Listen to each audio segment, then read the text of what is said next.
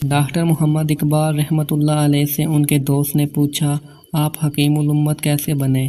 اللہ نے آپ پر ایسا کرم کیا ہے کہ آپ کا نام آنے والی نسلوں تک زندہ رہے گا، یہ فضیلت آپ کو کیسے حاصل ہوئی؟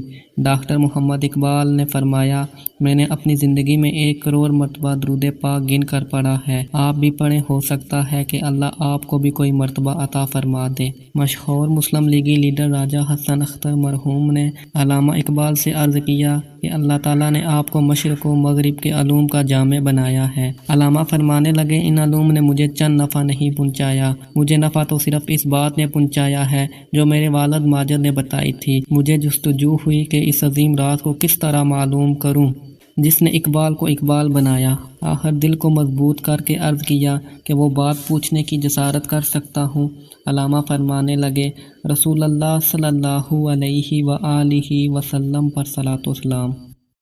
مولانا محمد سعید احمد نے معروف ماہر امراض قلب ڈاکٹر رؤف یوسف کے حوالے سے لکھا ہے کہ علامہ اقبال نے انہیں بتایا کہ آل محاذ شریف کے خواجہ سید محمد امین شاہ نے انہیں روزانہ کثرت سے درود شریف خضری پڑھنے کو کہا تھا، لہٰذا میرا معمول ہے کہ روزانہ 10,000 مرتبہ درود شریف پڑھتا ہوں۔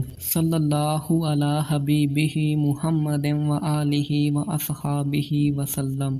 یہ درود پاک مختصر درود پاک ہے جس میں درود ہے اور سلام بھی ہے۔ 1 کروڑ مرتبہ درود پاک پڑھنے کی نیت یہ ایسی مبارک نیت ہے جس میں دنیا اور آخرت کی کامیابی کا راز پوشیدہ ہے۔ آپ بھی یہ نیت کریں کہ اپنی زندگی میں 1 کروڑ مرتبہ درود پاک پڑھیں گے۔ جو یہ مبارک نیت کرتے ہیں وہ اپنے اکثر اوقات کو درود پاک کی کثرت کرنے میں صرف کرتے ہیں اور اس طرح وہ دیگر گناہوں سے محفوظ رہتے ہیں اور ان کے بگڑے کام بننا شروع ہو جاتے ہیں اور ان پر ایسے انعامات کی بارش ہوتی ہے کہ عام انسان اس کا تصور بھی نہیں کر سکتا۔ حضرت سید محمد اسماعیل شاہ بخاری کرما والے نقشبندی اپنے ہر مرید کو بعد نماز تہجد 500 مرتبہ درود شریف خضری روزانہ پڑھنے کی تلقین فرماتے تھے اور فرمایا کرتے تھے کہ درود شریف ہی اسم اعظم ہے۔